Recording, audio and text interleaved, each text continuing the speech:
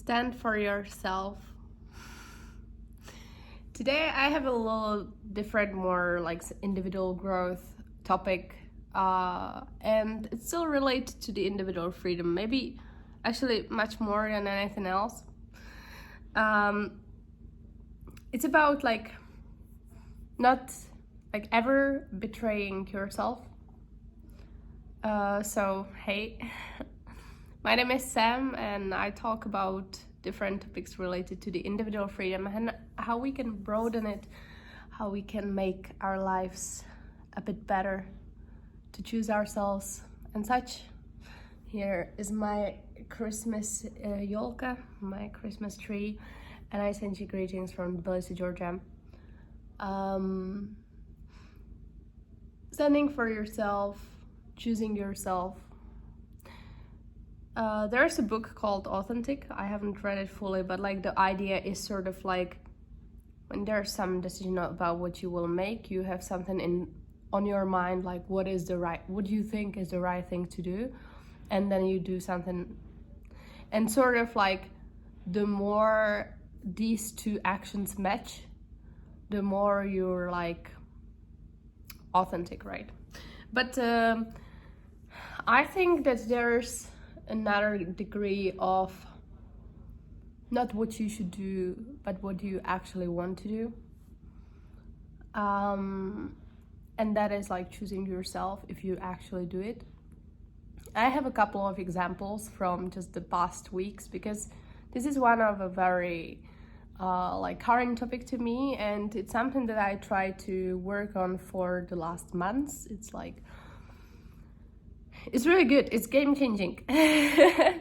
So I would say that like I started choosing what I want like above anything else some 4 years ago, but still it was like, so. And back then I moved to Georgia. I just really did things that I wanted to do for a very long time, simply.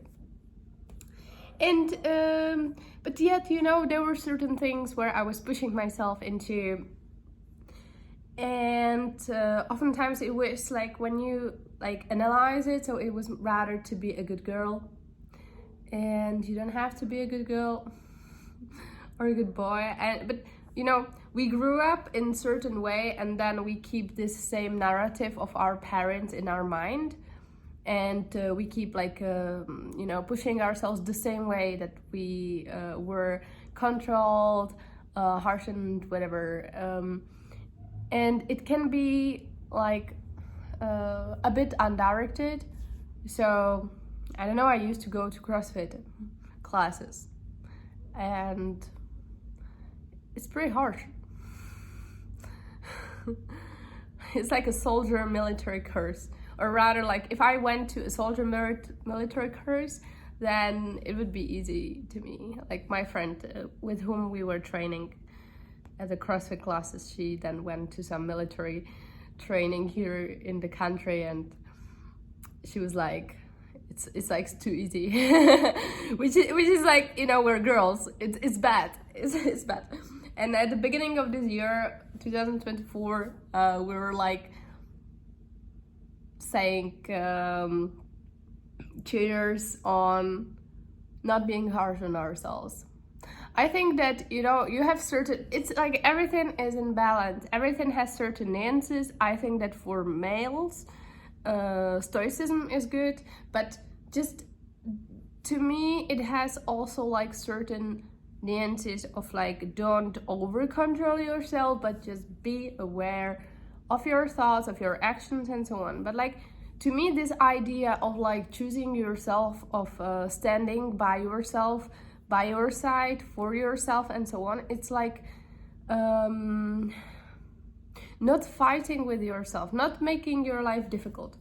And damn it, like when you if you split it to different areas, it's something I seriously considering making myself like an exercise, and also make like a newsletter, like paid one, for I don't know, a couple of months, so that like you actually like focus yourself on different areas of your life, brought attention to them, and understood where you stand against yourself, where you're fighting yourself, or what is like there, what shouldn't be there. And I think that's really a good idea, and I will make it happen. If you have some thoughts about it, please comment. Thank you. I'll give you an example. This week, a few days ago, I was in the bookshop, and it was like a bookshop with English books and Russian books and so on. And there were like 4 books that brought my attention, right? So first was some like tiny, small English book by a Georgian author, and I was thinking, damn, maybe I should finally read that book. Or I should finally read something from a Georgian author. I live here for 3 years, it would be good.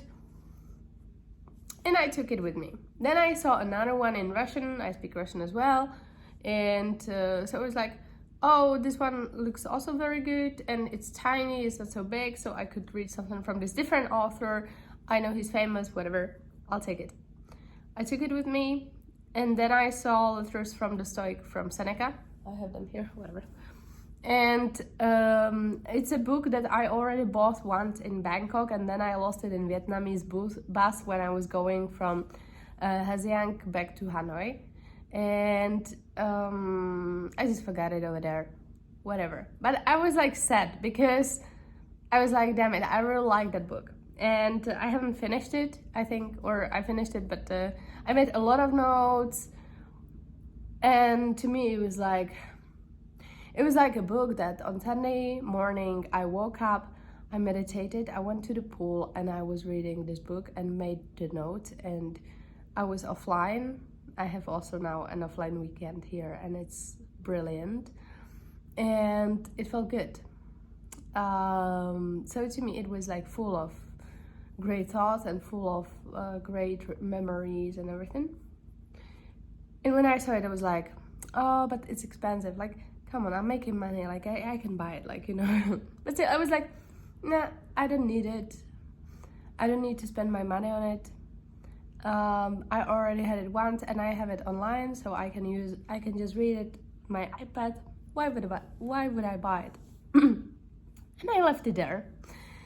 And then there was another like French book, like poems with very nice illustrations, and I liked that one. And then at that moment I realized, I just want to buy it. Like, it feels like I want to have this book at home.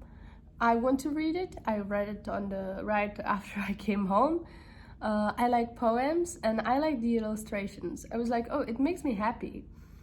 And so I just took it. And I realized, but I don't want to buy those Georgian books.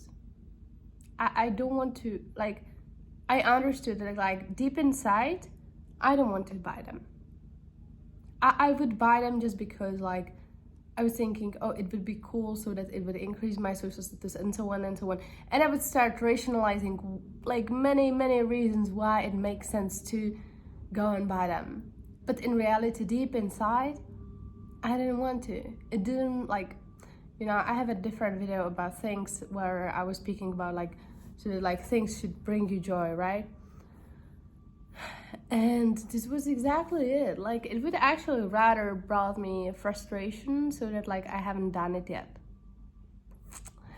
and I haven't read it yet, and so I would rather push myself into reading it so that I would have it like done, but I wouldn't really want to read it. And so in reality, I think the freedom of having an adult life is exactly that. You have the ownership of choosing these activities that you want to have in your life like this, and those activities that you don't want to spend your time on, things that you don't want to buy, and things that, like, yeah, that are not really yours. And why do I mention it? Because in reality, we oftentimes repeat the same patterns, and we keep the same, like, you know, this inner talk in our mind as if our parents would talk to us. So, like, we're harsh. You should buy these Georgian books. No. And yeah, so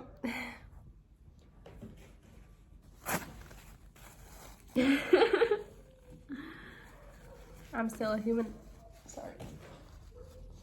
Yeah, so what are certain things in your... I just want you to keep this on your mind for this week.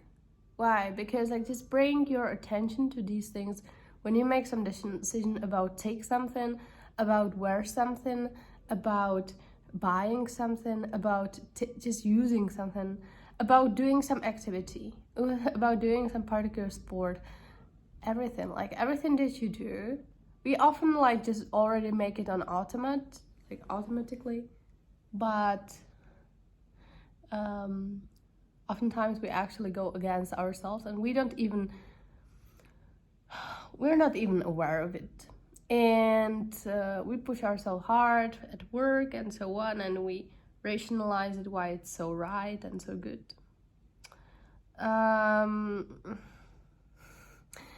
And I mean, I'm doing it myself, you know.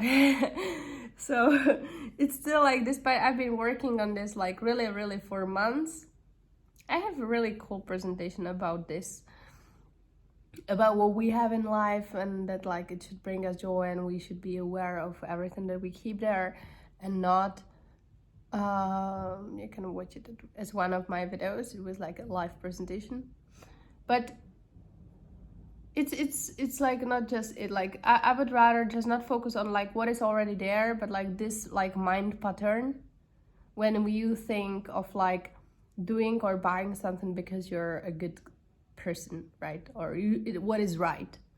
No, there's nothing that is right. Like this is like, you don't have to do certain things. And there's a big fear, I think, behind like this easing up of this control and doing things you want, because you've been judged probably by your parents in a way that like, if you do things that you want and not things that you must do, there are no things that you really must do, honestly.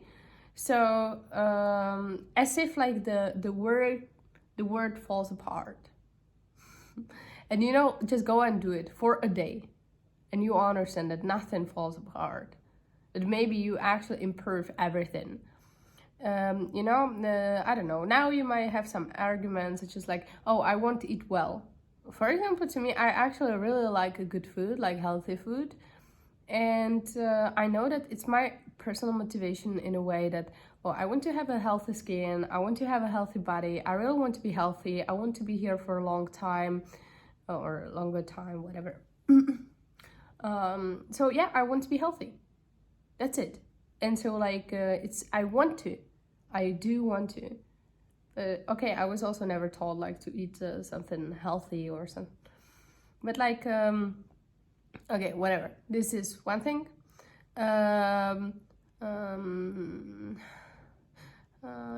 You might think that you will sleep all day. Well, okay, but don't focus on you sleeping this much and don't judge yourself for this. Like, dig deeper, analyze a bit. Like, what's the reason for this? Like, because if you have something to wake up for, if you're looking forward to something, so you will wake up in the morning. You will just wake up, you'll be looking forward. Do you know like how you wake up when you have some flight away? When you were little and you were supposed to go to some farm or somewhere to see your grandma or I don't know whom, like you were excited to wake up. And so the question is not you being in the bed for long. The question is why you're not looking forward to wake up. And there's something totally different that you should change. We oftentimes, like, you know, we like to suffer, actually, because it's easier than resolving the situation. And it feels sort of frightening, but in reality, the solution is very simple. So exactly like if you make such a simple analysis, so you find out that it's actually a simple solution. So instead of resolving something, we try to rationalize it, and we try to like resolve A, but in reality the solution lays elsewhere. So again, like I don't know, if you're tired a lot, so there might be like different reasons, of course, but like quality of your sleep, do drink alcohol, do fall asleep with like a lot of after food, do get enough like some vitamins, do get some physical activity, again like do you have something exciting in your life like you're looking forward to, and if not, then like create these activities. It's like your calendar, it's your time. Don't say like please like that you don't have, when you say I don't have time, it means you don't have ownership of your time. So you say it's my life and I'm not responsible for it, so I'm not adult, so I'm not the manager of my time, I'm not the manager of my life. You're saying that like you don't exist. Someone else manages your time. That's actually like pretty sad. Okay, so I think that soon no one will want to watch me.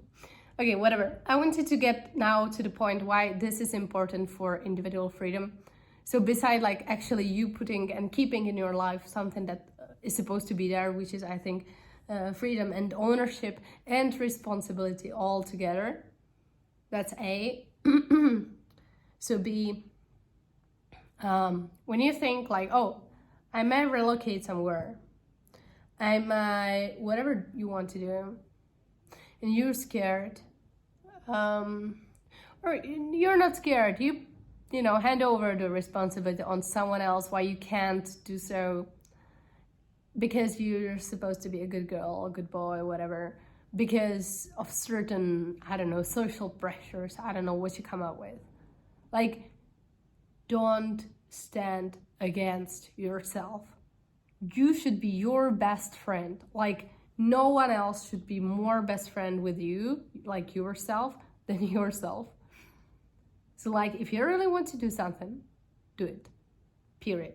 Like, I know, yes, what will really happen? Like, will your close people be like judging you?